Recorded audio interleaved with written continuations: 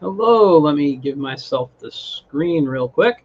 How you guys doing? I'm doing a little special get in tune tonight, um, which I should put up the logo for you guys so we know it's a get in tune show. And I'll do that in a moment. But what was I going to say? I want to thank you guys for coming on and watching tonight. I have my guest Ray Felix coming on in a moment. But before I bring him on, um, just want to give you a couple of updates. So, first off, you saw that Batman picture in the beginning. Ray is going to be talking about the art show Batman, Bill Finger and Beyond, which it will be at Pope Park in the Bronx with the reception on September 17th from 12 to 5. It's going to be amazing. That piece I had in the beginning of the show is the piece I have in there. Also, this Wednesday on my regular Get in Tune time, this book that I've been talking about the whole time, Zorro's Exploits, um, um, the publisher and the editor. So Rich Harvey and the editor here, Audrey, I believe it's Parenti, it's pronounced. She'll correct me. They will be on the show. We'll be talking about their, not just this book, but other stuff. That Bold Venture Press, that's their thing right there. If you want a copy of this book, please go to boldventurepress.com. So Ray and I are going to be chatting and today and talking a little bit about comics, his work. We'll be talking about a lot of stuff. So let's bring Ray on. And here he is. Welcome, Ray. How's it going? Doing good. How you doing? Doing all right, man. Can't complain. That's good. You know, Get comfortable myself I here. made a Facebook video this morning. I don't know if you saw it, but No, I haven't been on Facebook a lot my, today. my wife gave me some guff saying that I looked unprofessional. You just woke up. You shouldn't be on there. It representing your brand. Blah blah blah blah blah. And I'm just like, I'm a real person. I want people to know I'm a real person. I don't want to come off as pretentious or with airs. Yeah. I look Okay. like I'm scratching, like waking up. It's like, and that's okay. Okay.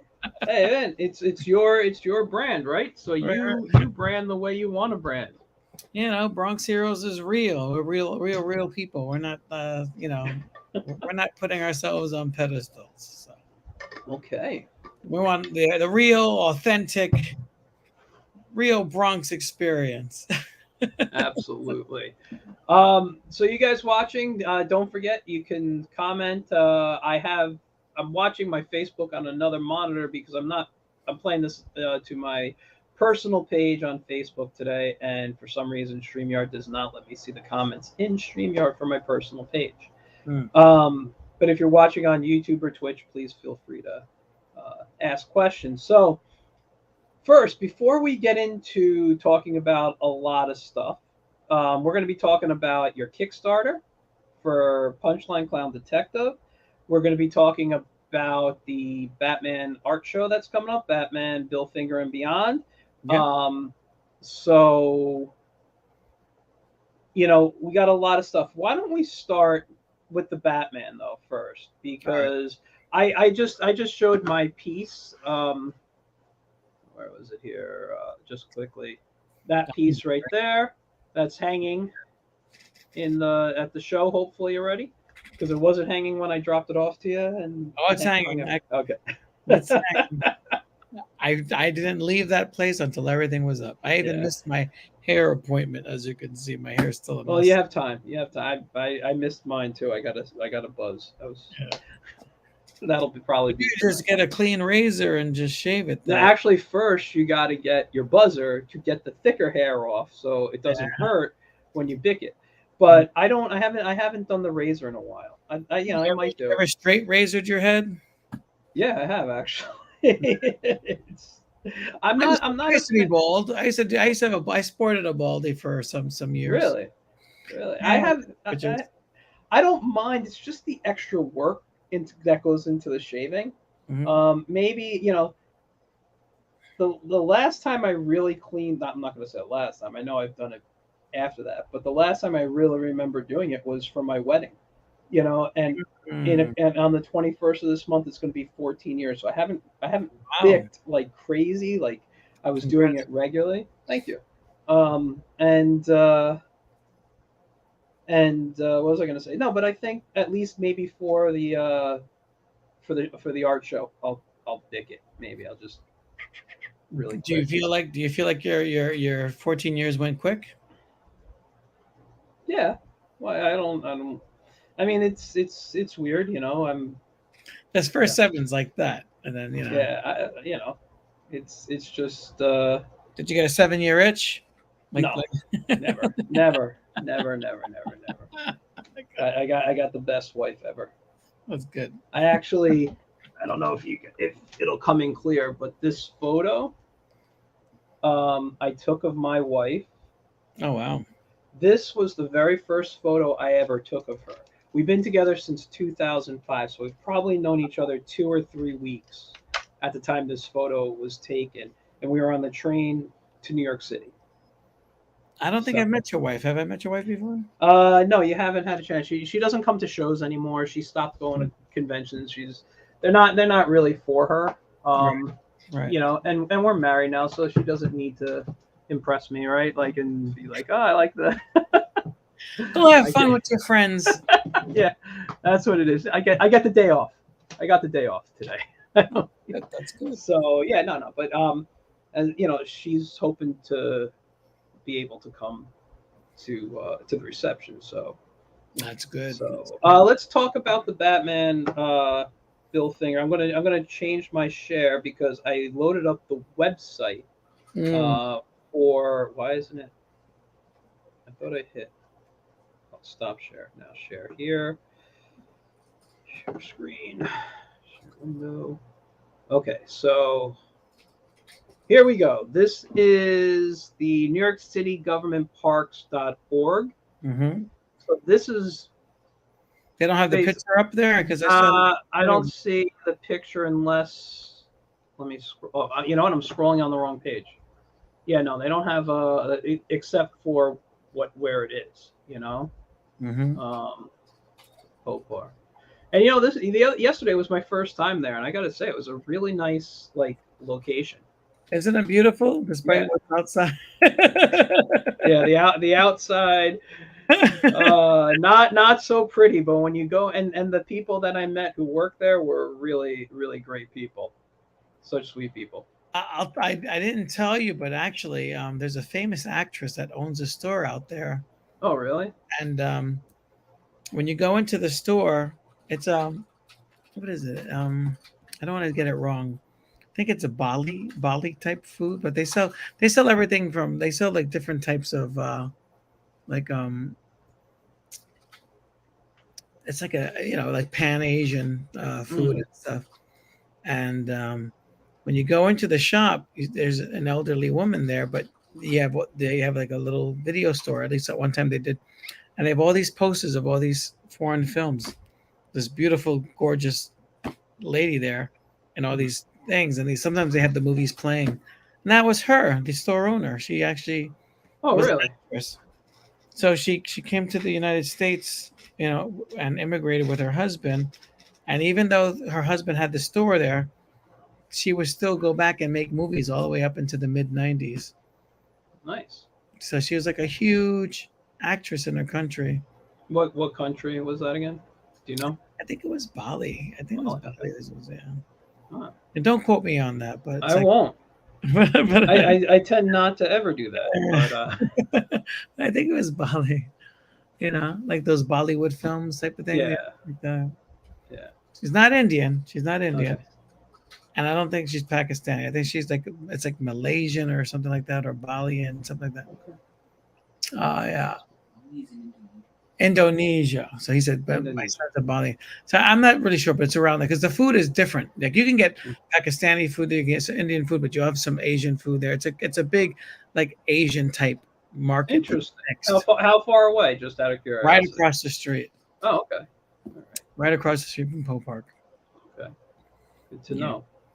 I'm probably not going to go shopping that day because I don't need to keep stuff in my car or wait around for things. But good to know. Yeah, listen, I don't eat most of that food yeah, anyway. I mean, unless driving there, it literally took me like 20 minutes, not even. And I was like, I didn't realize how close this place was to me. yeah, So it's pretty cool. yeah. It's So a so nice tell place. tell us It's like about the location. well, it's Poe Park, which is also the location of Edgar Allan Poe's home, his last home, his cottage, um, and a lot of the artifacts. It was abandoned, I guess, in the '60s and '70s. So a lot of his original artifacts were shipped to North Virginia because Mhm. it was owned by the Met. Um, I want to start a campaign at some point to try to get those things back now that because it's been a while since it's been renovated. It's been renovated for about 20 years and they Mhm. fixed it up. They made it open to the public. So I think it's important that, those things belong to the Bronx Poe House. And, well, why do these people own this stuff? It's like, Yeah. I find it, I don't know how to put it, but anyway, but it's a cool little house. They have replica stuff. It is his actual home. It was actually moved. It was actually closer to Fordham University, and then they moved it by truck Mhm. and then replanted it there, like a long time ago, like 40, 50 years ago, maybe longer than that. Um, so yeah, it's a great little house. It's a nice little park. I mean, of course, after COVID, they've had some challenges dealing with, you know. There's Ray in front of the Pope Park Visitor Center sign, which is the location of the show. Yeah. It's a great space. Yeah. I've done a bunch of shows there. We did another Batman show there years ago. That's There we are. look like I He's lost some weight in that picture. That's a good shirt. Yeah, I kind of gained a few pounds back actually. Yeah, I'm wearing the same shirt though, so yeah. That's okay. It was yesterday, yeah, I know. late afternoon. It's okay. You're allowed. So No, that's great. no, I Yeah, got a lot of photos that we took. I came with David Abervea.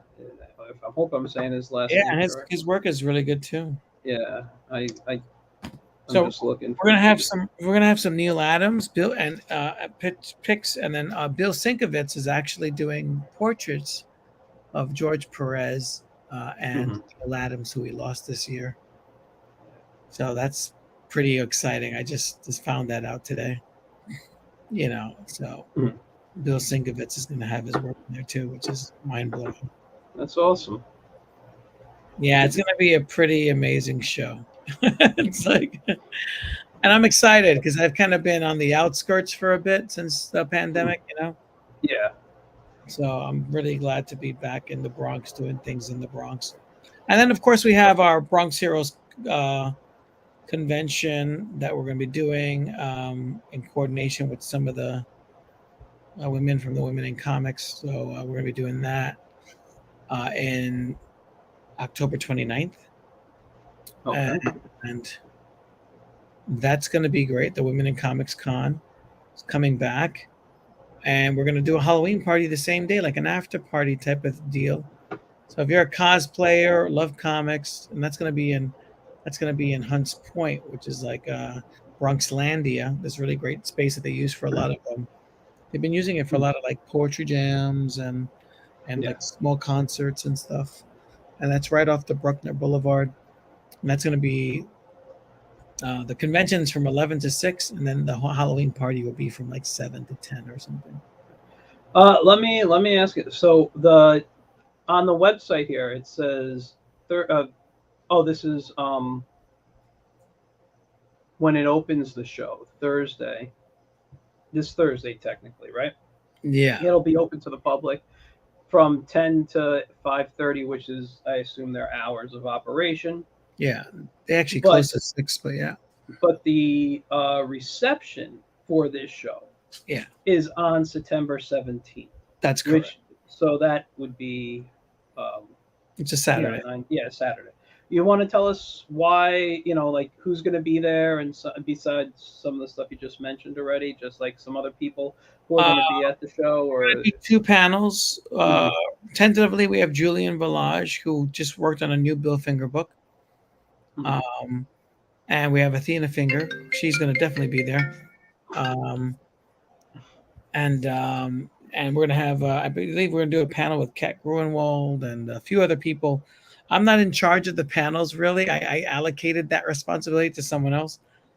And so I'm still trying to get what the finalized list is, but we might have some pretty heavy hitters in comic books there, That's awesome.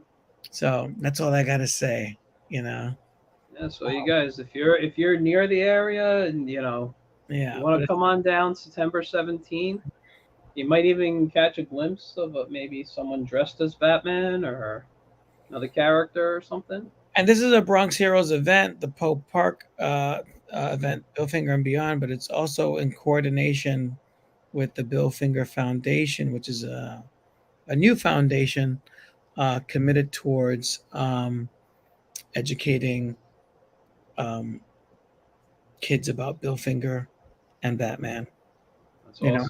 and keeping his legacy alive. So that's Athena Finger and Althea Finger um, um, as well. Yeah, She has a married name, so it's I believe it's Marionette. Um, so yes, so that's who's sponsoring it. cool. That's great. That's great, and I want to thank you again for allowing me to be part of it and adding a piece of art to the show. Oh yeah, Um, yeah. It's we're trying to make the Bronx the hub for Batman Day. I mean, DC came up with this day a few years ago, and we wanted to take the opportunity since Mark Tyler Nobleman and Athena Finger got the sign for Bill Finger Way on that mhm, same street off Pope Park. Because most people don't know that Batman was created in Pope Park, and that's the magical significance of it. mhm. You know? I mean, one day, hell, I would love to see a Batman museum in the Bronx. That'd be awesome. And that's kind of like what the gallery shows are about. It's Mhm. kind of like leading up towards that. So hopefully, with the Bill Finger Foundation, we can work towards that. That'd be You know? great. I mean, Like they're a building a hip hop museum in the Bronx. They're building a salsa museum in the Bronx. A lot of good things came from the Bronx. You know, I mean, there's like two things. no, I was gonna say like Ray Felix, but And maybe there'll be a museum of Bronx heroes one day in the year 2052. Who knows? Who knows? Making me all teary eyed now. you're just tired. You just woke up before the show. I know. Yeah, so I mean, I'm just Probably. trying to. Actually, I was supermarket shopping. I've been running around today, That's so my plan for tomorrow. it's just. I wake up. I'm like, I got to do this. Like Mhm. I got to do my lesson plans, and I didn't even get a chance to do that. So Wait, dude. Okay. I asked you earlier today. I said, "What time do you want to go on?" And you're like, "Oh, I got to do my lessons plans first. I'll let you know. How about 8 o'clock?" yeah, I got caught up in other things. Like with this Kickstarter, Yeah, which we're gonna get to in a few moments. and then then I realized, oh, I didn't publicize this on my website. Then I was like trying to invite people to the comic convention. It's hard being a one man like show. It is, man. It's being all places at once, and I really got a haul ass on that, Yeah. on that, on that lesson plan thing because I'm not teaching high school anymore. I'm teaching little ones, so I need to make adaptations to my already existing plans. Mhm. In high school, you kind of just like throw it out there. You talk for 10 minutes, and that's it. You let them do their thing. But elementary school, it's a little different because they don't have the computers yet. We Well, it's ordered. not even that. The age group needs to be engaged more. Yeah, You know. exactly. Yeah. So I mean, through your recommendation, I was able to pick up these great books that you had mentioned to me. So I got the flipping out, Flipping out's a great kit. and then Yeah, go ahead. Which one? Which is the other one I told you about? well, this one I got from New Jersey, the state of New Jersey. Okay. Responsive classroom, music and art, PE, and other special areas. I probably won't read that one. And then The cartoon animation, yeah, the Preston Blair. That dude, that book. It's funny actually. If you go online, because that book has been added to, it's thicker and bigger now. But if you go online and type in Preston Blair cartoon animation book, right? There's a website that has the original book, which is like maybe 20 something pages, right? It's not huge. It's not a big book. right, Um, 100 pages. maybe a little bit more, and it's all like yellowed and kind of gross looking. The book, like I picture looking at this website, like if I had the book in front of me, it would just smell bad, like that type of thing. But um, he had in the original, because he drew other stuff. So like you'll flip the book, you'll see a cat and mouse type of thing. Originally, he had Tom and Jerry in Oh, there. really? Yeah, so he had all these like actual characters in there, but now he had to change them so they didn't look like the actual characters. Right. Yeah. I Dylan guess is watching. He Still says, Bugs "Hey, Mike and Bunny. Ray." Yeah, he changed Still Bugs up. there. So Yeah, so because yeah, what it is that they have a certain time limit to utilize those characters, and after that, they have to pay them again. yeah. So I guess they didn't want to pay them again, so they're like, "Oh, forget that." So But yeah, this they is had a still his art in the book, though, right? what? This is still his art in the book, though, Oh right? yeah, yeah, yeah. I mean, like I showed you the picture of the poster of Red Hot. I looked at, um, in front of me, right? I showed you that Yeah. the with the dance cycle. That's his animation over there. Oh, his stuff is great. And there is a dance cycle for like a Red Hot style character in there, Mm. but I don't know. I have to look at it. I don't know if it's this specific dance that I have in front of me. I see the Tom they gave stripes, and Yeah, they turned the Jerry Mouse into like a squirrel. Then they got the instead of Elmer Fudd, they have a dog with a red hunting hat. yeah. He's got Jackie Gleason in here. What? He's got Jackie Gleason and Yeah. Well, that falls under caricature and and parody probably because um with that, like the Flintstones, they're just basically a honeymooners ripoff. oh yeah, I mean that was, if you want to call it, the beauty of Hanna-Barbera, was they just took whatever show was popular right. and they're like, okay, well, this show's working. Let's make him a cat and make him, a dog, and we'll keep him human. And now we got a show. That's kind of like what Hanna-Barbera was doing. Do you think George Jetson is Dick Van Dyke or somebody else? You know what? I don't know, but he kind of does have like a Dick Van Dyke kind of feel to him, Yeah, you know. But he doesn't have that. I never found him to really be the funny one. right. When you watch Dick Van Dyke on his sitcom, the Dick Van Dyke Show, which is probably my all-time favorite sitcom, and I've probably watched the series at least 12 plus times in my life from beginning to end. Right. He had a lot of great lines. Oh yeah. I mean, he had a lot. I mean, it was, and I said we would try not to do tangents, but man, Buddy Sorrell, the actor who played Buddy Sorrell. All right. Why am I blanking on his name? Maury Amsterdam. Right. Okay. That dude had to be the funniest person alive. Right. I don't know. He was so quick, and I know you can say, well, he had a script written for him, right?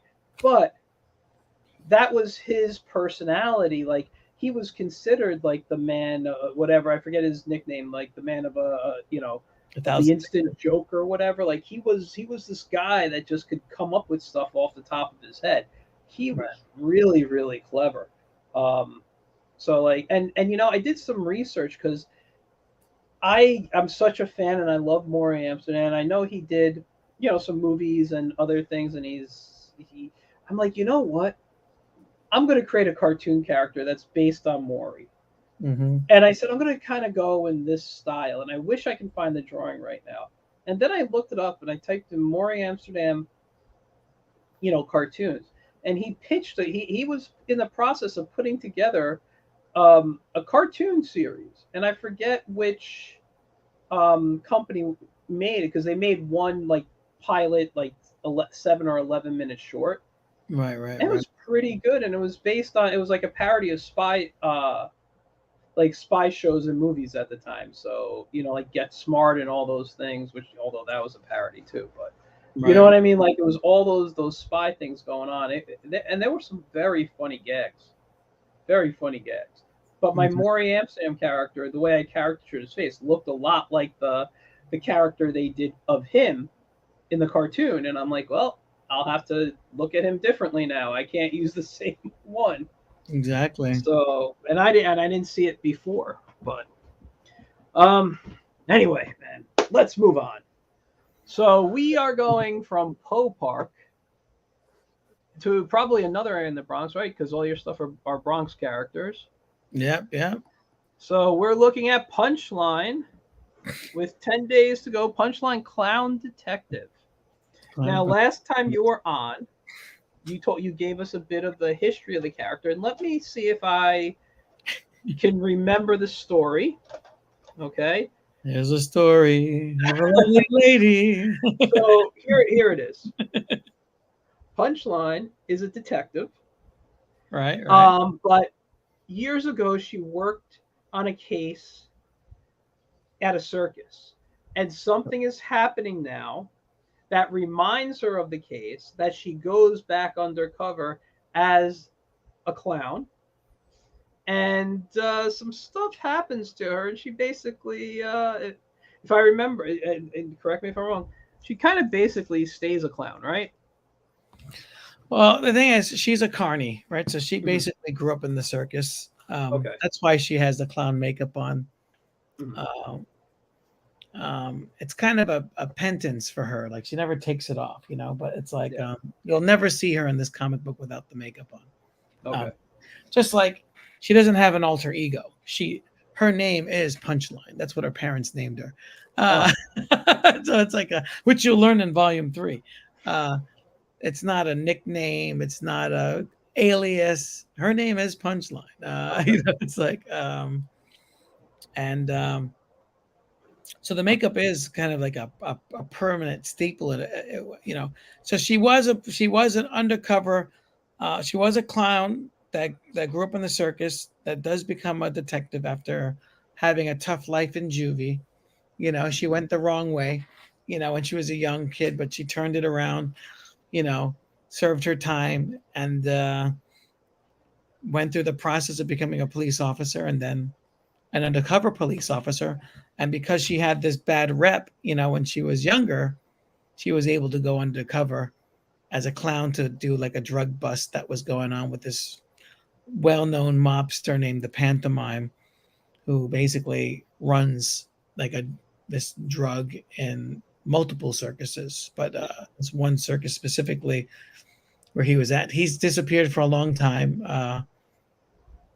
and so she goes undercover trying to make that bust. Now, the story starts in the year 2020. When she was undercover was in 2015. So that story of her undercover as a clown was actually the backstory, the flashback story that she starts getting clues. The more she gets into this case that's happening now with this killer drug that's altering people's DNA, um, she's starting to see that there is a resemblance to this illegal narcotic that was stopped from hitting the streets 5 years before. Mhm. So, so she's getting deeper, and then it's one of these cases that just consumes her completely. So, she's confronting with a lot of her sins from the past. You start to realize the death of her parents, how her parents died, because they were also circus performers, and you're just kind of going through the life of this person as they're trying to solve this case, but you're really seeing that she's a very flawed character. She's an alcoholic. She's uh, a habitual smoker, of cigarettes, Mhm. nicotine. Uh, you know, and you have this crime noir feeling about the story, you know. And then there's a secondary story, which converges with her story. There's these uh, vigilante heroes. Well, they're not really vigilantes. They're government sponsored heroes that are out. The dragon and the sparrow, who are also investigating the same crime, um, but they're not sharing notes.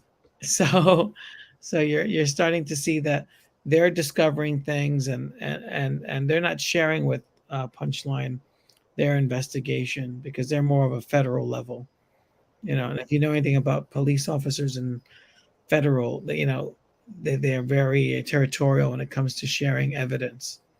Yes, I've seen movies. So there's a lot of, you know, I was like, well, when I worked in the prison system, you know, I worked with correctional officers, but police, so if you call them police, they're like, no, no, no, we're not police. We're correctional officers. And you'll hear police saying, no, no, they're not, you know, there's a distinction. Yeah, no, no, that I know. I know a couple of correction officers. You know, it's territorial pissing, you know, that's what it Yeah. is. Like, that's what it really comes down to.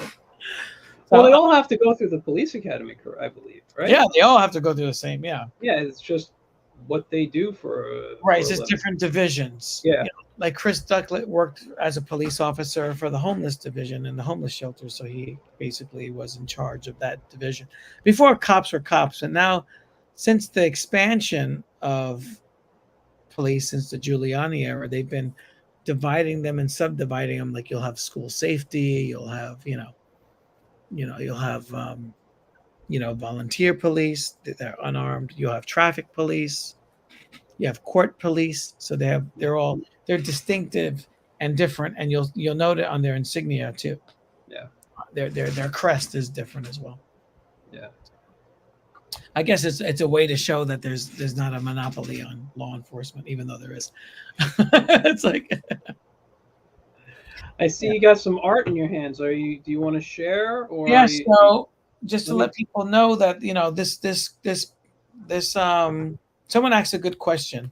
They were asking, well, if we donate to purchase Punchlines Volume 1 and 2, which a few people are doing, do we get Volume 3 or do we have to order it separately? And the answer is you're ordering it separately because yeah, it's because the fund is really to create the book. That's why we're doing the fundraiser. yes. If you want the actual book when it's completed, then you would have to order that specifically. Like anything else, like we're not doing digital copies or anything like that. People said, oh, you should do digital, but I'm more about the physical book. Maybe in the future we'll do something like that if the book ever goes color, which I don't know how I'm going to color all those pages. It's a lot of work. So I want to show progress of issue 9. So I have issue 9, and this is the cover. If you look at the Kickstarter video, we did a color version of this, but this is the black and white original. So last time I showed you the books. Yeah. It's nice. And there's some of your Bronx Heroes characters there. Yeah. And everyone comes together in this book. Okay. This is where all the lines, Bronx Heroes is a timeline type of book. So, and Punchline was from the series A World Without Superheroes. But a lot of these characters before Bronx Heroes, like Black Power, was a World Without Superhero character. He came out directly. I love that guy's design. Did you design the Black Power's costume, or did you? Did. Yeah. I like that design a lot. Yeah. A lot of other artists deviated away from my design and tried to do their own spin, like Trevor, but then not Trevor, well, Trevor did a little bit, and then I got him back on board with my design. But Paris Cullins gave him a utility belt for one issue, and I was like, why does he have a utility belt? He's not Batman. Everybody needs a utility belt. Everyone loves the pouches. He's a box. It's funny. I sometimes call I don't know if you remember the Ducktales cartoon from the 80s. Oh yeah, they did a parody on Batman. Yeah, where Scrooge, no. In Ducktales, where Scrooge became, I think they called him the Masked Mallard. And I remember this line because it deals with the utility belt. He always says, he stopped whatever. He's like, it's futile to fight me, and that's why I call this my futility belt. And I just yeah, and I was like, man, that just line cracks me up. And every time someone talks about a utility belt, I just flash back to Scrooge lifting his belt. He goes, "That's why I call this my futility belt." And also, Howard the Duck did it first in his black and white magazine. He was the first duck to do a Batman parody. Oh, but it was him and Beverly. So he was, I forgot what they called him, Duckwing or something like that. But yeah, if you see this, it was really great, beautiful painting too. Steve Gerber was a genius, Yeah. So this is like issue 9. So I just let them know because so volume 3 is it's issues 9 through 12 tentatively. It's because right now we also have the issue of Red Rage number 2, which is actually a crossover. So I was like, well, if I don't put the crossover issue in the book in volume 3, then people will not understand issue 10. So issue 9 is Punchline. Then it goes into Punchlines in Red Rage number 2, which still hasn't been put out or colored. That's a whole nother story. But I wanted to put that story in there. And then it goes back to Punchline number 10 and 11 and then 12. Okay. So, but I might merge Punchline 11 and 12 together. It might be just an extended 11, but I haven't decided yet. You got so much stuff. Let me just go to the comments real quick because Dylan has been saying some things. I don't want to ignore him. Because we just mentioned Ducktales, and he said Alan Young. Yes, Alan Young was the voice of Scrooge McDuck, but most people know him best as Wilbur from Mr. Ed. Oh, Mr. Ed, yeah. Yeah, you remember, Wilbur, his owner? That was the voice of Scrooge McDuck. That. Yeah.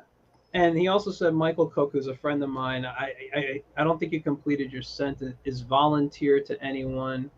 He's for his pilot. You mean he's looking for volunteers on his pilot? If that's the case, I don't know. I haven't talked to Michael in a couple of weeks. He's a great guy. For those watching who don't know who Michael Cook is, he is an animator. He's working on a pilot called Chucky Chicken.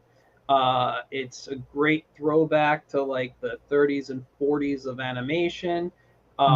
He kind of has a very wholesome family, Disney-esque feel to his work in the sense of style and humor. Well, more humor probably. Style-wise, I would say he just keeps that retro 30s, 40s look to his stuff, and I love it. It's really nice stuff. I got to see a sneak peek at the storyboards. Well, at the animatic for the current storyboards. I don't know what's changed since I saw it. And this is the last time I talked to him, like I said, about 3 weeks, maybe a month ago. He showed it to me, and I think he's got something really, really interesting. I mean, it's good, but I mean, like a very interesting concept for his pilot. So, if you guys know who Michael Cook is, and just like me, I'm an animator with no money and trying to do stuff like a song. I'm an animator with no money, but the girls still find me funny. but yeah, so you know what? I'm going to bring myself back on the screen here. Hold on. Let's just remove this for a second. So, if you can help him out in some way. Volunteer if you can. Do what you can. There's a lot of great people out there doing work, and he's got some really nice people. I'm not going to name drop anything, but he's got someone who's well known in the industry supporting him in the sense of helping him, with story structure and stuff. So, and it's someone very well known, actually, and has created some of the greatest stuff the 90s saw. That's awesome. I can't say. I just don't want to name drop, but We should stop doing comics and just get into just Well, start. We gotta be like the Blues Brothers. Get the band back together. dude, listen to me. I can be Elwood, you can be Jake. You know. So, like, here's the thing. I've already announced I'm taking a backseat from comics to focus on animation. Yeah. You want to help me out? I'm willing to take your free work. You know, if you want to be a lackey for me, I'm very happy for that. A lackey. Well, you can't use the. I don't want to use the word to aspire to. Yeah. I might need a gopher for some work. Yeah, I do enjoy my coffee, and I don't like moving, and it's in the other room. You know. We could even merge our studios. You have a yellow wall, I have a red wall. Yeah. Maybe we compromise and get a blue wall. I don't know. Or just merge it and make it orange. And there'll be silence between that blue wall. It's like, dude, when I'm working, it's very quiet, or I'm cursing a lot. That's how it works for me. No, that was a cop joke. The blue wall of silence. No, I understand. I just, you know what? It went over my head for a second, but when it clicked as I was talking, and I'm like, God, I'm stupid. But okay. We're talking about punchline. Yeah. So I was going to say the rest of these pages. I mean, take a look. This is some really good stuff. So this is one of these projects that are never going to get done. I mean, this is done. Issue 9 is done. You got the Red Rage in there. Yep. You got. I mean, look at the beautiful art, and this is going to be grayscale digitally. In the comic books, so it's going to be like, I'll just go through it very quickly. But I mean, it's beautiful art, Yeah. But don't say no, it is. I like dude. I like it, and this is all yours, right? It's all me. Yeah. It's all me. Look at that scene right there with the multi punch. The multi punch. Whoops. The camera's in reverse. That's great. Right. The camera's flipped backwards in reverse, so it's like I'm like moving in reverse. I mean, and we got some great shots. Look at that. I mean, beautiful stuff. That is nice. I like that. I really liked. Well, I was moving it with my mouse, like I'm going to show you with my mouse. But the guy with those tentacles, that was a really nice design. Oh, thank you. Yeah, it's a call back to the original series, The World Without Superheroes. I don't want to say too much, but don't. You're like showing the whole book in the future. It's like you're giving away story, but. Okay. Look at that. So, number 1, there's nudity in it. Okay. Number 2, slightly. Did you see nudity? Where's that? Yeah. Punchline. Oh yeah, there is. Yeah, that's right.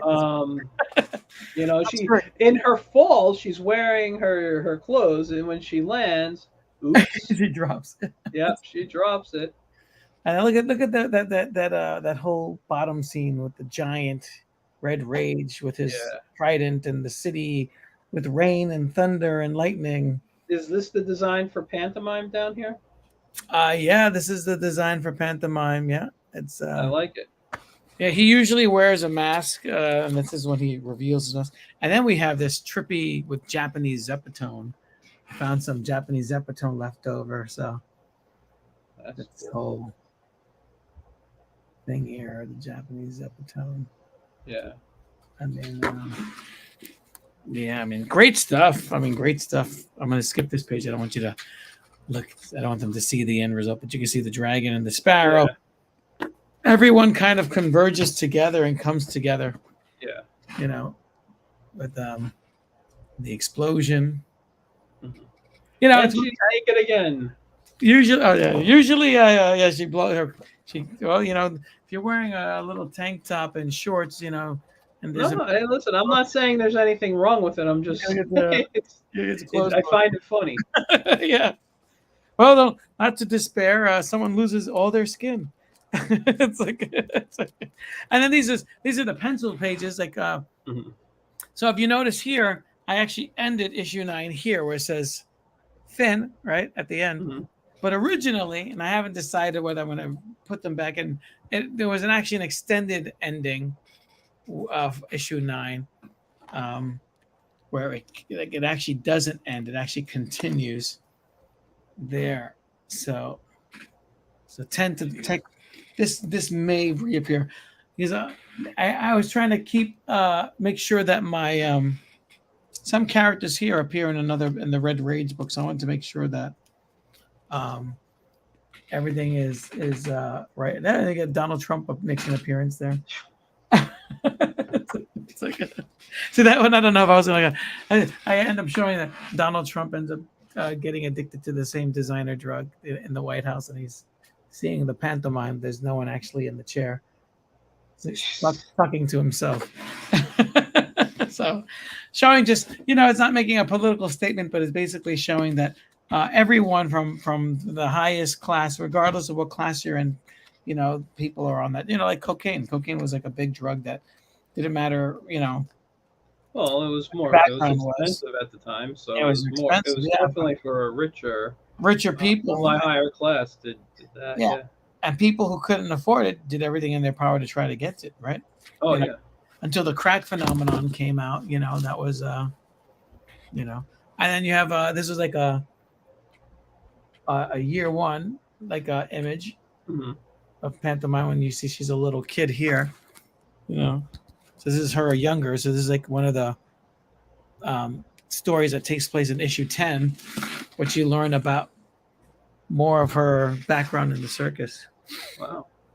Yeah, so it's like the case essentially is over after issue 9. Issue 8, it's like the climax, and it leaves on a conclusion, and I left it at a climax. The 8th issue ends. So volume 9 is the resolution. Really, I didn't want to squeeze issue 9, even though it was done. I didn't want to squeeze it into the second volume. Yeah, I wanted the book to be able to breathe and people to really appreciate the art. So I was like, there'll be a volume 3, and then some of the work from the volume from the Red Rage number 2. I have here. So we have So we've, so this is something that's in progress. Like this is one of the pages from Red Rage number 2 that I've been thinking. See, I ripped the page by accident. I might have to redo that whole thing there. And then this is like the opener here with they're crossing the street. So they're actually investigating. In issue 10, now they're investigating another crime. But it's still linked to the first case. Because even though the case has been closed, she's not fully convinced that the pantomime is dead. Yeah. I mean, you have to think about it. New York City has all these addicts, right? Some people died, some people are alive. But if you're genetically changing into the pantomime, he's never going to die. Yeah. He's going to always be around. As long as there's an addict, he's there. Because he exists in some form in the back of their mind, And even if you haven't used a drug for a long time, there's still remnants of the drug in your brain. Like 5 years ago, she gets exposed to the drug herself, sprayed on her. And even though she's not pantomime, it was just a quick splash, but it has affected her judgment, and her sanity, So it's like once you have this nanomite drug in you, those nanomites are affecting your body, Yeah. Now what's funny about it, I find it funny. I was working on this during COVID, but when I wrote this, it was in 2005. So I find it funny that we have vaccines that are actually nanomachine based in our bodies now. Yeah. So it's almost like kind of prophetic, that I wrote this 15 years ago. And because of that, I found it fitting that in issue 10 and 11 that, it should reflect that, right? I mean, so here I have my sketchbooks, So volumes 1 and 2 are already done. Those are ready to ship, right? It's 4 issues. Volume 2, you get the glossy and the matte cover, Yeah. So you get 2 different sensations of comic books. Like you have the beautiful gloss, and then you have the beautiful matte that's velvety in touch and makes the book feel sexy. I don't know what the third one's going to be. It's not going to be this. It's not going to repeat yet. But so when you get to, by the time you get to issue 10, right? Because you have that we have this whole thing. This is the sketchbook now. This is how I kind of write. Sometimes I write in script form if I'm writing for another artist, but because I'm writing it, I kind of draw and write at the same time, and then I do my edits. I do the same thing. Yeah, so it's like, yeah, you understand the process. So Yeah. you know, like, so first I'll get into this stage. So now it's getting into the whole stock market. You know, they're looking for a cure for all those people who have been infected by the pantomime drug to counter it, since it's been spread throughout the city. So many people are using it. I don't want to say how it's spread. I don't wanna, but and you see that she is, you know, still obsessed with the case, even though the case is over. So you read 2 issues in the beginning where the case ends, she's on a new case, but when no one's looking, she's really just kind of breaking down and just like not trusting anyone or anything. She keeps looking over and over, looking at the evidence, questioning it, looking at the people involved, you know, and then she's seeing a correlation between the stock market, what's happened in the case, and this new vaccine that's they're coming out with to counter the effects of those drugs that people have. So because it's become so widespread that the government has to step in and try to cure this, you know, it's almost like our heroin epidemic in this country, right? Yeah. We started producing a lot of methadone. Now that was a treatment that was used and then abandoned and then reused again, you know. So we could thank the Northern Alliance for that, but it's like, but so as we're going in, you start seeing that she tries to put herself together. She has to get herself dressed, ready to work, and you know, originally I wasn't going to do this, but I was like, well, we're in a society where we're wearing masks, so then I have her wearing a mask. So. That's great.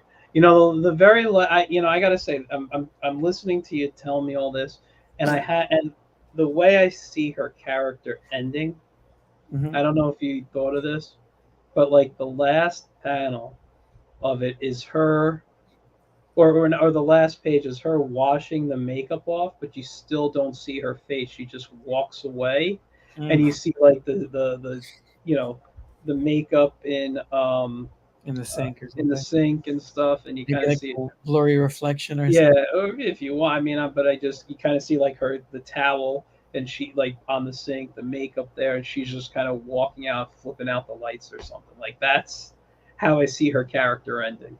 That's a good ending. I like that. A friend of mine was like, "Oh, why don't you end the story where she gets infected by the drug again? Like she gets a new dose of it. Mm-hmm. She not only has his mind, but her body physically turns into a male, and she becomes transgender." And I thought it was hilarious. It's like so she looks in her pants and there's a penis. It's like, but I was like, that's funny, but no. Hold on, that's not the way it's gonna end. I just want to go to the comments real quick. Dylan had a couple more. He said, "Who's black and yellow?" I don't know what you're talking about on that. Black and yellow? Yeah, I don't know if it was something in your sketchbook. And then he says, "Do I know Tina?" No, I can never say her name properly. Rocky.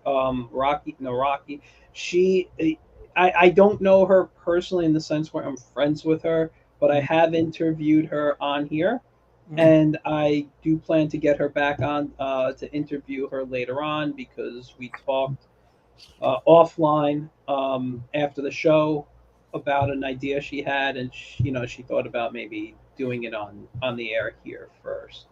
But Tina was awesome to interview. For those who don't know her, she's probably best known for her her work on Cuphead, the video game. But Tina's and yeah, Dylan. Anybody who has been on my show, either I know well or I keep in contact with for the most part. Some were just one shots, but yeah, like Mark, I've talked to a little bit off the air, yeah. So Mark's a great guy, fantastic writer. he writes a lot of retro books about like cartoons and stuff from our childhood, and well, even older than that, but things we grew up in reruns. Like he did some Total Television, which is like Underdog and things like that. Right. And Jim Engel did I believe, did the cover for that book, which is just unbelievable. I got it. I still got to buy that book. It's having a birthday party that's Cuphead themed. Who's having a birthday party? My friend at Trikino's kid. Oh. He's turning 8, and he wanted to have a Cuphead party, so now they have a Cuphead themed party. It's That's like, cool. You know, it's funny because I don't know how much you know about Cuphead if you've paid attention to it. I've seen it, but I've never played it. Well, I actually have the one of the comics on my shelf, like a small little trade. They've done some comics with him. The second somebody comes popular, they'll put him in every medium. They've done a Netflix series which I haven't finished. I watched a couple of episodes. The show, from what I get, because I've never played the game, but from what I've seen of the game to what I see in the show, the game is a little, it might be a little better, not in animation, but in the sense of story. But I'm enjoying the Cuphead show. And what is the age range for it? Like it's kid. It's well, the game I think is the show is kind of like all ages, in the sense where it's little kids will watch it. They like the designs, they like the colors. It's done in the 1930s style of animation. And what was interesting when they were doing animation back then, one of the biggest villains, and this happens in Cuphead, is the devil. I actually have a friend who can't look at anime because he gets, I don't want to say he gets scared, but he doesn't like the way the devil appears or the stylization of the devil in that style of animation. So he doesn't like that stuff or look at it. But man, I love that whole thing, like just the exaggerated features and the rubber hose loose hands and arms and stuff. I mean, I always found it fascinating, about this whole depiction of the devil, which is really Krampus, because anyone reads the Bible, there's no devil with horns and a tail or a pitchfork. Doesn't exist. Well, here's the thing. And I'm not going to go into religious stuff and all the stuff that I learn about, because I've taught art history. I have studied different religions. I've studied different mythologies. Yeah. But basically, the interpretation of the devil comes from certain religious cultures trying to scare people to behave a certain way. Right. And I'm not going to say like the idea of hell having fire. That didn't really come, if I remember correctly, to the Middle Ages. Right. When they were really trying to scare people, and fire was something that easily destroyed things around them. And fire and brimstone. Yeah. I mean, that's how things come into the culture. I mean, what was it? Dante's Inferno, right? When he goes into the different levels of hell, and there's the devil who is blue. I don't know if you remember that one. That's one of my favorite depictions. The video game. No. The book, the original. The original book. Yeah. I believe it's from Dante's. It was cold. Yeah, it was like it was cold because the idea was the further away you got from God, the colder you got. God was warmth, love, and being close to God, you felt warm and love. The further away, you got darker and colder, and he was like freezing. And I'm like, I like that concept a lot more than the concept of hell being just a fiery pit. Right. I like that because it's just a nicer thought about being surrounded by God's love. As Khan would say, revenge is a dish that's cold. We're probably going to wrap up in a few moments, but before I go, buy the Punchline book. Yes, we're only 17%. We're going to totally pitch that and do that in more. I want to ask you, have you watched on Amazon Prime yet the Samaritan movie? No, but I watched The Rings of Power, the first episode yesterday. What did you think? I haven't watched The Rings of Power yet. What did you think of that? Oh, that was great. Thought it I was thought it great. was good. Yeah, I, I I think I think the trolling and all this complaints. I mean, are people really just against diversity? That's what it's okay. Listen, I because I'm a big Lord of the Rings fan. right. I will say I had trouble reading the books. I've done it as audiobooks, and Hmm. occasionally I go back and listen to them as audiobooks on like YouTube and stuff. And if you're really into it on YouTube, what's the Andy Serkis who plays Gollum in the movie? Um, he does a reading of the books, Oh, so nice. it's nice, and he does the little Does voices he and do it in stuff. that voice? Does he do it in Well, that? when he gets to Gollum, yeah. Um, you know, but but no, what I was going to say is the reason people are against the show, and like I said, I haven't watched it, but I just I try to stay away from media, but it's hard Right, right, to do it sometimes. Is Amazon, from what I understand, they said this is Tolkien, right. and we're gonna put Tolkien right here. This is his book, so let me get my hand in the camera. So Tolkien's over here, right? We're gonna put his stuff right here. Hmm. Then we're going to take our stuff and we're going to put it all the way over here, which you can't even see my hand anymore, right? It's Right. all the way off the screen. And we're going to do that story. And we're going to take this and kind of just throw it Hollywood, away. Hollywood's annoying in that Yeah. way. And that's, The Rings of Power are. It was a Tolkien book, though, wasn't it? I don't know all the names of the books, but it's supposed to be based on the Second Age. This is kind of the era um, where Sauron is eventually going to build the rings Right. and give them to to all the different Kings and stuff like that. stuff. Yeah, Yeah, so different kingdoms. Yeah. like that's kind of what this show It was will described in the eventually be first one. Yeah. about. Yeah. The But Fellowship discussed that, right? well, yeah, they kind of talked about it in the intro for like a couple of minutes and Yeah. the war that happened that where And then Zack Snyder used it for the Justice League. but Mother boxes. that's where the people are having the issues. It's at the end of the day they don't care if it's diverse.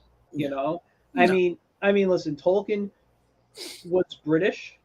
Hmm. He was from you know the people that he wrote about who they are were European character people they were from people he knew kind of.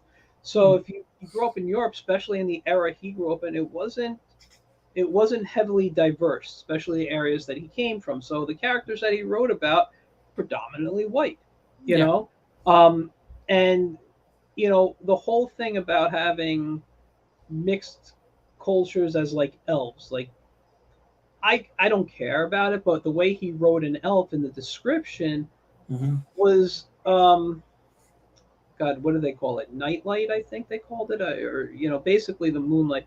They don't tan. Right. So if you can't tan, right?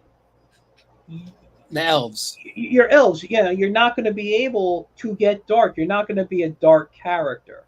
You Well, know. people mentioned that with Vulcans when Tuvok came out, Mhm. which I used to call Tuvok Shakur. I'd have made a great T-shirt. But I thought he was a good character. Tuvok was a very cool character. People Mhm. got used to it. People don't. People are resistant to change. Oh yeah, no, they are. I'm just saying, Black elf. if Get you over are, here. It's like listen, I don't, one I black. I personally don't care, but I'm saying how Tolkien wrote it. If you want to stay true to the stories Right, right, and the right. book, why am I blank on his name now? The guy who did the movie behind me. Uh, what the hell was his name? That Rough Black Cheese, Fire and Ice. no. I got the Lord of the Rings Fellowship behind me. Oh, Who was the director? I'm blanking on his name right now, but he was a fat guy. yeah. But that guy, but he kept it as true. Yeah, I mean, and listen, there are Lord of the Rings purists that did not like the movies. Yeah, a lot of people didn't Uh, like the movie. They I complained mean, they about, left out characters, they left out scenes that were important that were in the books.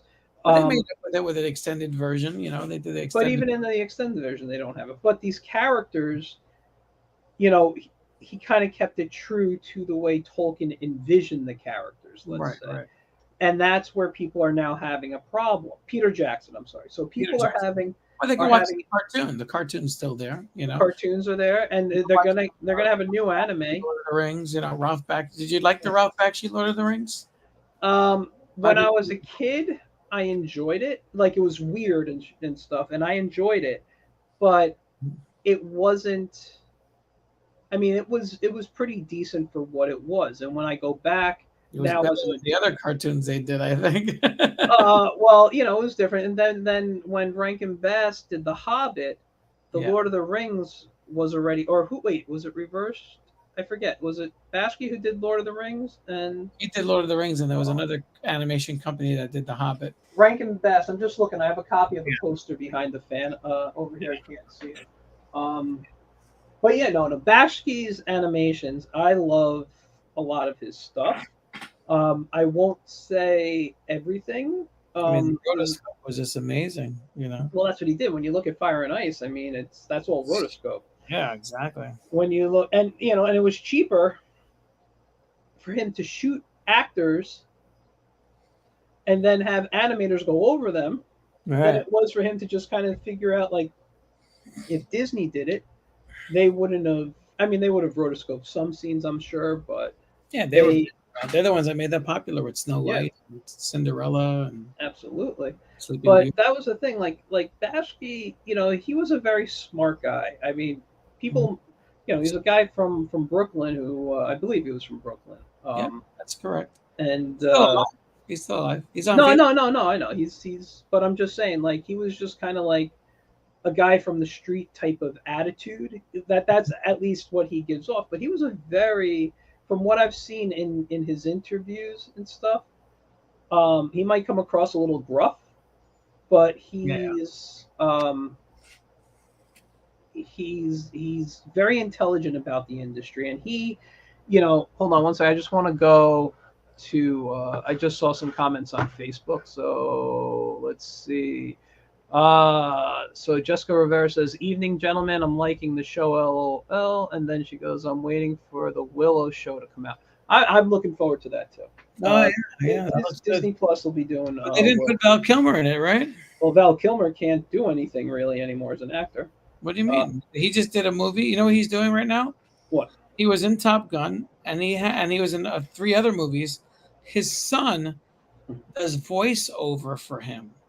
Yeah, but his movement and stuff like he He still can't. he did a movie called Birthday Cake. He did it with Yeah, but I haven't seen Top Gun or anything, so I have to Top look. Gun. He did Top Gun and another film where he plays a detective. Hmm. I'll have to look it up. I mean, I like him, They but were good. you His know. son does his son does his voiceovers for him. It's pretty cool. Oh, really? Yeah. And his I son did. looks like a younger Val Kilmer, which is mind blowing. So What? I'm sorry. What'd you say? his son looks like a younger version of Oh, himself, like a younger Val Kilmer. that's It's good. pretty mind blowing. That's good. That guy. You guys, if you haven't seen his documentary about how his illness is and how all that stuff, that's a great one. Yeah, it was great. Val, yeah, great. Yeah, Val. Sorry, but Heartbreak. yeah. So anyway, The tissues we're out for that one. so yeah, but getting back to Lord of the Rings, that's the reason people are angry at the show. Is they're told they wanted to stay true to the Tolkien storytelling, Right, right, and they basically and again I haven't watched it, so I can't comment based on my Tolkien knowledge. right, I'm right. going based on what I've read online and what interviews and stuff I've seen. Is they have basically said we are doing our own stories within the Tolkien universe, which means Let's yeah, say we're there going was to use no his one. location. It sounds like Amazon purchased the rights to do this, so they had Mhm. a built-in fan base, and then all the diehard fans who are they basically said "f you" to. Well, That's you know, kind of what people are when, mad at. if that ends up happening, then they're going to pay for it, just like this Yeah. last Thor movie. You know. Yeah, exactly.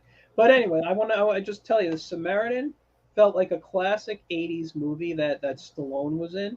Mhm. A few things I thought would have made it a little better, just to make it very '80s, because I got that '80s feel watching it. How they catch him? He spoke. Yeah. no, no, no. It's But American. it was a I will say it was a little predictable. Like 15, 20 minutes in, I paused it and I turned to my wife and said, I'm going to call this now, but from the beginning of the film, I think this. That's all Stallone movies. And then at the end of the film, she was like, "You were absolutely right." She was like, I don't know why you didn't become a screenwriter. I'm like, I've taken screenwriting classes. I just don't have an agent to get my stuff into the hands of people. That, When I I'm was a like, kid, you could watch any Stallone movie. I remember the one where he was locked up in jail. I forgot what that was called, Lockout or whatever. And and then I was like literally screaming out what was going to happen next, and I did that for like 20 minutes. People were getting annoyed because it's like we're in the theater, and he's like, he's going to do this. Oh, watch it! He's going to do that now. but And everything he did all the way to the ending, it became like kind of humorous. People started laughing in the theater, but I could figure out what was going to go on. you know, I will say this, and I feel this ever since he's done, what was it, Yeah, Rocky. Rocky 4, was it, or Yeah, Rocky 5? Rocky 5 was the one with his son.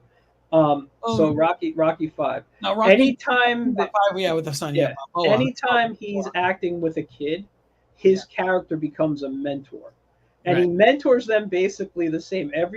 I know it's his voice, but it just sounds like Rocky talking to his kid about how, you know whatever he says, life's gonna knock you down, and it's not about how hard it knocks you down. It's about how you get up, and like things like that. And I'm like, he's just Rocky. He'll never stop being. Was that the one he fought Machine Gun Tommy? Yeah, at Okay, the so end, yeah, that was a good one actually. I like that one. I love it. But the number 6 was Balboa then, right? Yeah, it was And then Balboa. what was in 7? 7 was Creed. 7, I haven't seen that yet, but 7 was Creed. Yeah, You haven't seen Creed? I haven't had a chance. I didn't get to the theater when it came out, and it's Tessa supposed to, Thompson, my God, it's supposed to be good, right? I want to marry her. No, Oh, that's great. Both of them are good. yeah, and then In Creed 2, the second Creed, he fights the Russian son. yeah, I heard about that, and And now that was there's a rumor that he's getting his own show. Dolph Lundgren's getting an Ivan Drago series Really? or something. Or Really? yeah. That's cool. They Yeah. gotta get Bridget Nielsen. She's not with Flavor Flav anymore. She No, I don't know if she'll come back. She might. pull her out of rehab. Their Come on, characters. Vicky, we need you. No, didn't she? Did she? I know at the end, because I just recently watched Rocky 4 a couple of months ago. Like, one of those channels had like a marathon of Rocky movies, and Cutting your wrist at the end. I know. Listen, Rocky. I love Stallone movies. I don't care what people say about how like cheesy they are, but you give me First Blood, I can watch First Blood on repeat all the time. I love the Rocky movies. I think it's great. I'll even watch Stop or My Mom Will Shoot. Okay, and that Never saw that. you never saw that. That was with Estelle Getty. It was he got there's a funny interview going that from the past with Schwarzenegger, and he says he tricked Stallone into doing that movie because he was spreading rumors that like I was going to do a movie, and if he doesn't take he wasn't sure if he was going to do a movie, and it basically was like to Stallone, if you don't take this movie, Arnold's going to do it. So he's like, I'll do the movie, and it turned out to be Stop or My Mom Will Shoot. And Estelle Getty, who played on Golden Girls, she was Sophia. She played the mother. Oh, really? Yeah, and he was basically a cop, and I don't remember the story, but he has to hang out. Like his mom gets involved in his life, and she's kind of annoying, overbearing type of a little bit. And if I remember correctly, it's been years since I've seen it. Estelle Getty, was she the oldest Golden Girl with the glasses? Yes, but that was all like makeup, a wig, and she wore a wig. She wore the glasses. That just aged her. She was I think one of the youngest actually as really actress. Yeah. Yeah, that's funny. I totally didn't know that. That's hilarious. Yeah, no. So that was cool. She was good, but yeah, no, like this gave me the feel of a classic like '80s Stallone movie. A little more explosions, it would have been exactly it, and one scene where where it deals with the main villain of the story and his ending. And I'm like, if they just did this, He's it would. basically Batman Beyond right there, right? Like, is he training like another generation to take No, over? I won't say anything. It's good. You just give it a try. It's like a 2 hour movie. It's not bad. It's a fun. I was It's a fun it's good. popcorn movie. Like you would leave it. Some people will walk out and be like, "Oh, that was kind of crap and cheesy," but I think you'll enjoy it. I think it's got some fun ideas in there. I would love to see him just fully in Guardians. Like, I hope they expand. He's going to be in Guardians 3. I'm tired of seeing Chris Pratt. I like that they did him as the original Guardians of the Galaxy leaders. Let's give us a film on that. I don't want to see Well, Chris. Stallone's character was I forgot the name of him right now, but his group that he was hanging out with was when I was reading it in the '90s. They were the '90s Guardians. Right, exactly. Yeah, Yeah, exactly. and And I so thought it was cool. But yeah, also, the Crystal guy was also in the original '70s one too. yes, that I Yeah. remember. So they were the core group. The only one they don't got is the wide guy, the guy that's kind of like a really wide. I Oh yeah, yeah, don't have the Bruce Springsteen with the Captain America shield. yeah. I'm blanking on his name, but they could do that. It's supposed. Well, now they can't because It's supposed to be in modern times. I'm But tired of what's his face, Peter. What's his face, Peter Gunn. Quill. Quill, no, not Peter Quill. I wish they did Starman like the goddamn John Byrne book. It's like do him right for crying out Yeah, loud. What? I mean, if you can do like comic book accurate for Phase 4 with Mrs. Marvel and She Hulk and all these other characters, then why can't you just do comic book accurate? With Guardians. I mean, because when and Guardians that's came why out. Thor. It was almost like they weren't even there in the last Thor movie. Did you Oh, see it? I haven't seen it. It comes out September 8th on Disney Plus. I'll watch it in the next couple of weeks or something. But I can watch it now. I'll show you how. I don't need to Let me know. teach you my ways, huh? Not on camera here, and I'm not interested. He says, Um, all you need is a hanger and some aluminum foil. Stick it out the window. wow, you're old school. But That's yeah, what no, I when I was a kid. I will say I'm not gonna go into my speech about Marvel because you know how I feel about how Marvel's doing Yeah, with yeah. their characters, but Not good. No good. I will say costume wise, Yeah. like I think their designs are still good. Oh, I mean, I didn't watch the Miss Marvel just because you know what? Number one, I'm not a fan of her as a comic character in her comic book. So I'm like, I'm not going to waste my time watching a show of a character I'm not interested in. right. You know, but the I They never haven't. explained how Miss Marvel, Carol Danvers, became Captain Marvel. They just suddenly, when the movie was going to be made, they suddenly changed the title from Miss Marvel to Captain Marvel without any explanation, which I thought was kind of I didn't corny. know they were going to call it Miss Marvel originally. I just thought they were going to say, let's make a garbage movie and put Brie Larson in it and make her hated by America for such a long time. That's the last Stan Lee film, man. That's such a sad way to go. Yeah, his he actually makes a Kevin Smith reference because he's reading a Yeah, yeah, no, I remember that. But yeah, no, that was a bad movie. It's poor storytelling, and I hate that. And it's like well, they could have had the Klingons easily with the scrolls, and they kind of flipped it. the Like, what? Klingons. You Yeah, mean the you have you mean this. the Kree? The no. I'm saying like they could have had that Oh, Gene Roddenberry, like oh, really, like when I think of the scrolls, I think of the Klingons, and they hmm. could have had that, and they kind of or the Romulans, but they totally blew it with this. Oh, we're just victims of war, which was interesting, but it's no, they're scrolls. They're not good guys, you know. Well, that was the thing. That was a problem I had with the movie too. I Yeah, mean, and now they released for whatever phase Secret Invasion, which is probably going to be one of the bigger things. right, But not to spoil it, but the comic's been out for years now. It right. It's it was a crap. scroll story. It was characters It was that basically we Battlestar that we love that Galactica. we love were scrolls. So basically, it could be that everything that happened in Endgame was Tony Stark was actually a Skrull. You know, I mean, like it could have been all of that stuff. Captain America could have been a Skrull. All of them, and so we can literally bring back Robert Downey Jr. and all these guys because there's that scene in one of the comics where they come back, and it was after Secret Wars, not Right. Secret Wars, Secret Invasion, where like they fly back and they're like, yeah, we and it was like 10, 20 years of their memory, kind of like we never did any of this. We've been away in space for 20 years, Right. you know. And I was like, I don't know. Let me go to the comments real quick. Did you ever see Battlestar Galactica when they rebooted it for Sci-Fi? Basically, the Secret Invasion. They just I watched a bit of it. I never got a chance to finish it. I'd like to, but yeah, I enjoyed it. It was a great show.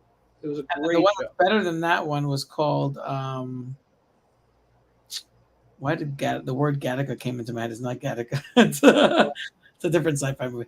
There was another one with Eric Stoltz, and I think it was only one or two seasons. It wasn't the part 2 of Battlestar Galactica, right? It was the part 2. Yeah, it was the part 2. After the Battlestar Galactica series. Caprica. What a great show. Yeah. I watched a couple of episodes of that. That was good. But I stopped watching because I wanted to watch Battlestar first. Right. Hold on, let me just go to the comments. So Dylan's been commenting, and I'm sorry I've been ignoring you. It says, Dylan, how's it going? Television. I know a lot about TV. My life has been mostly in front of the TV. We're TV babies, Generation X. You watch my new show. I called my cartoon creations called Toon. Okay. And more cartooning between Disney and Warner Brothers. I just sound okay. Dylan, you got to get me a link. I need to know where to get to watch these. So if it's on YouTube, pop the link in the comments, and I'll click on it, and I'll go watch them later. I won't watch them now on the show, but I'll watch them later. And I'll click on it, and I'll go watch them later. Whoa, dude, why are you making me hear my voice? What do you mean? You were playing, right? I was trying to read the comments. Oh, okay. But yeah. I can see him. I had to click on this little window here on the side. Yeah, it says comments. Yeah. What is it? Dylan Royer. Okay, yeah. Cool. Awesome. Yeah. So have we met Dylan? He's been on the show. Well, he hasn't been on the show, but he's been watching the show regularly, and he's watched the last couple that we've done together. Very cool. Yeah. Fantastic. So excellent. So yeah, I mean, but yeah, I know a lot about primetime. I was born in '76. I spent my childhood watching primetime television with my family at night. TV was a big thing, man. Yeah. Still is.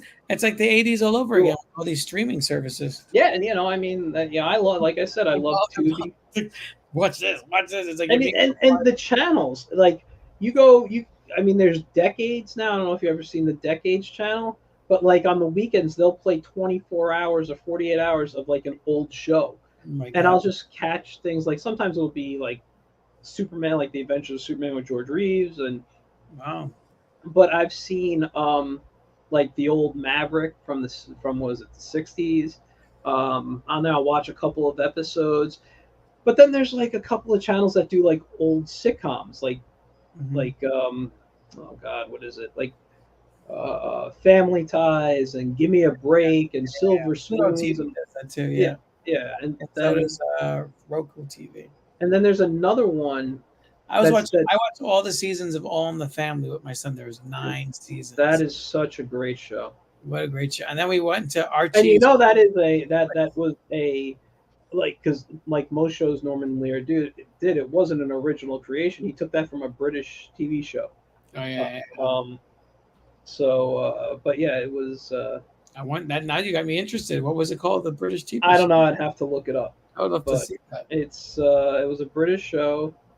But yeah, no, like a lot of Norman Lear stuff was yeah, I found out he stole Good Times from this guy that they were giving credit to first, and then they kind of booted him out. He did Good Times and Sanford and Son. Oh, I didn't know that, but yeah, he stole it, And the guy's name's in the credits in the beginning. Oh, I didn't. No, I'm saying like he would, because a lot of shows will do that. Like, Friends. Everybody thinks Friends is a fantastic show. I don't, but I didn't care. you know what? I was more of a Seinfeld guy. I preferred Seinfeld. I preferred Frasier. I preferred things like that. I tried to get into Seinfeld. It was okay, but you know what I like? I love Larry David's show, Curb Your Enthusiasm. That's good. I haven't watched the whole thing, but I've watched a lot. My speed. That's they're funny. He's going into season 12. I know. And with that, make sure that you donate the Punchline, Clown Detective. Volume 3 is in production. So yes, go to the. You know, let me, before I forget, let me add this to the stream one more time.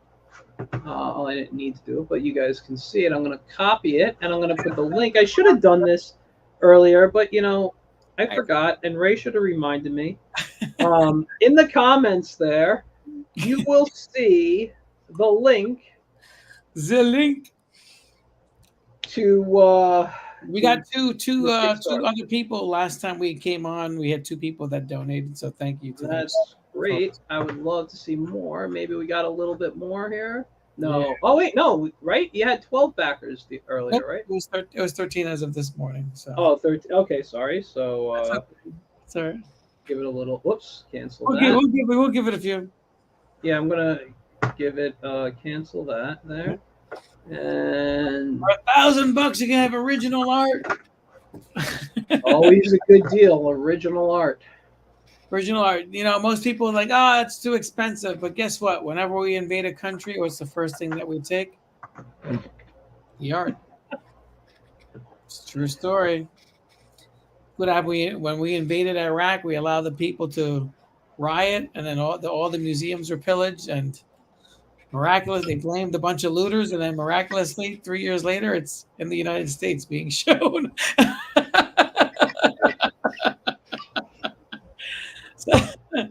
But art is, you know, we are a society that doesn't truly value art, but governments and kingdoms do, because that is the voice and the testimony of the existence of a culture.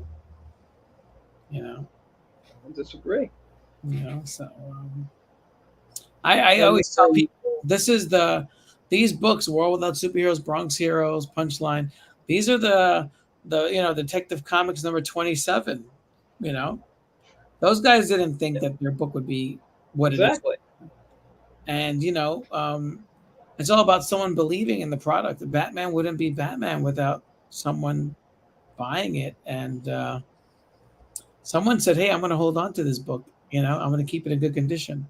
Well, that's the thing. It's people. You know, when they find something they love, they want to hold on to it and keep it nice. And that's why, you know, I haven't done it yet. But you know, like I'm a fan of. Sometimes I go out and buy some Magic cards. You know, and I love the artwork on this. Beautiful, yeah, it's pretty. Okay. And then on these here, you gotta kind of have to. You ever thought about doing some Magic card commissions? If they were willing to hire me, absolutely. I don't draw in their style. You like a Legend of Zelda type of style or something. You know? If they were willing to allow my style, I would draw fantasy all day long. I would say forget animation. Mm-hmm. And allow me to draw fantasy characters all day long. If I could be like if Magic or D&D or you know a company that put out fantasy art said, "Hey, Michael, would you like?" I would literally give up animation and spend my day painting, drawing, doing it digitally. I wouldn't care. But a couple of things. One, it's not my style of art. Two, I don't have time to put a portfolio together to try to even pitch to these people. You know, time, baby. One day. And you go to and if you've seen the people on ArtStation, you go to artstation.com. I don't know if you've ever been on it, but you just type in anything.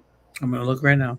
ArtStation is where, like, you know, you could type in you know, concept artist, Blizzard Entertainment. and you'll find actual concept artists from Blizzard and their work. And these are the people. So if you type in Magic the Gathering in the Wow. search bar, you're going to see the artists who do the cards for Magic the Gathering. Wow. At least that post, and that's a fantastic. Like I will go through that for inspiration some days. This is incredible. This is almost like what's the name of that other one that was the website that Oh, was it's DeviantArt. It's DeviantArt? Yeah. like this is like DeviantArt for professionals. This is Like amazing. listen, I was on DeviantArt the other day because I haven't been on DeviantArt in a while.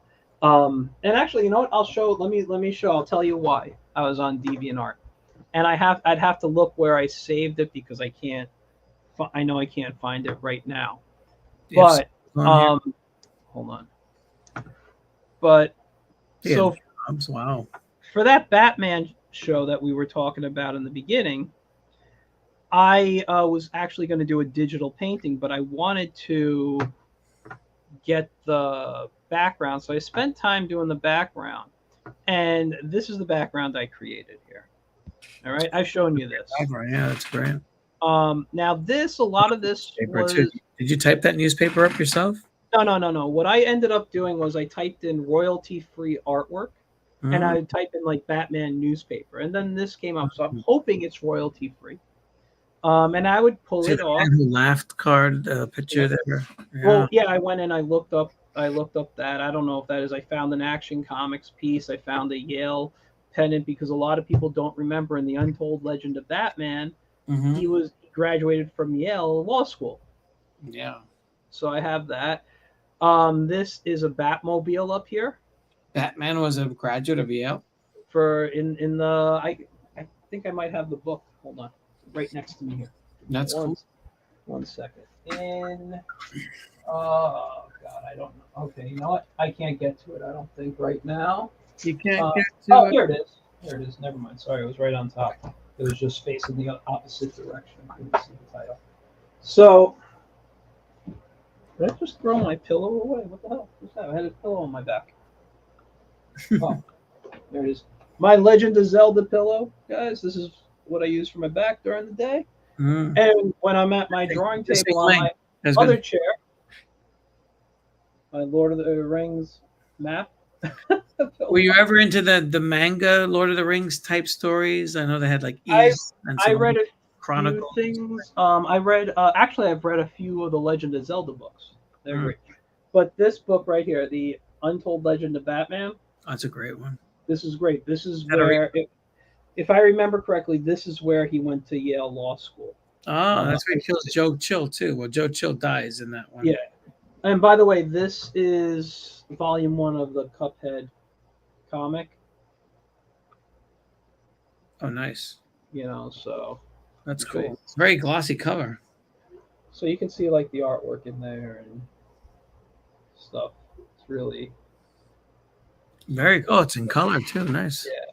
So wasn't that cover black and white though? They did a black and white cover for a color book. It's it's black and white with the old movies were black and white in those days, so maybe they just wanted to get that feel. Right. Interesting. Yeah. But what was I going to say? So anyway, this background here, a lot of this was what they call photo bash, where I took a couple of images together and I put it. But this is like a statue. It's a statue, but the Shakespeare statue. But that was hopefully a royalty-free piece. But the reason I was on DeviantArt was this wood texture was from someone on DeviantArt. I just got to give them credit. Now I have it written down in a file. I just don't want to go looking through my computer right now for the file. But I have, every place I took a file from, I took an image from, I saved the website and the person's name so I can give them credit. Right. When this released. But yeah, so this was the background I was originally going to do. Like this photo is an old-timey photo from like probably the 50s. The father did not have a mustache. The child had blonde hair. I can't even tell if it was a boy or a girl. I think it was a boy. And it had like the shorts of that era they were in. So what I ended up doing was I drew a mustache onto the father, Right. and then I drew pants onto the kid and gave him black hair. Mm. And then I added then I added a filter to it and a couple of filters, and then I added a color over it with a color mode, so it wasn't so bright and took away from the rest of the scene. Right. So I did that. But that's the piece that I was going to do, and I'm going to take this as a fun piece just on the side for me to do, because I wanna finish it. I was very upset I couldn't finish it in time. Right. But anyway, man, that is. Thanks so much for having me on. Anytime, man. We can always do this anytime. It's an hour and 36 minutes. We don't That's want to fine. anybody. Yeah, no, I know we don't. And it's the day before Labor Day. Most people are off unless you work in retail. And if you work in retail in the Westchester area, you're gonna have to deal with me tomorrow. I'm sorry, I'm gonna be going out doing some shopping, mostly food shopping. I'm sorry, I keep like scratching my nose, but I need to trim my mustache. It keeps tickling, so I got to do that there. So yes, everyone, click the link in the comments to go to the Kickstarter to donate to Punchline Clown Detective. Give as much as you can and get some awesome rewards. All right. Volume 2. We also have Bronx Hero shirts like this in the add-on section. I have a Bronx Hero shirt in my. I should have worn that tonight in support.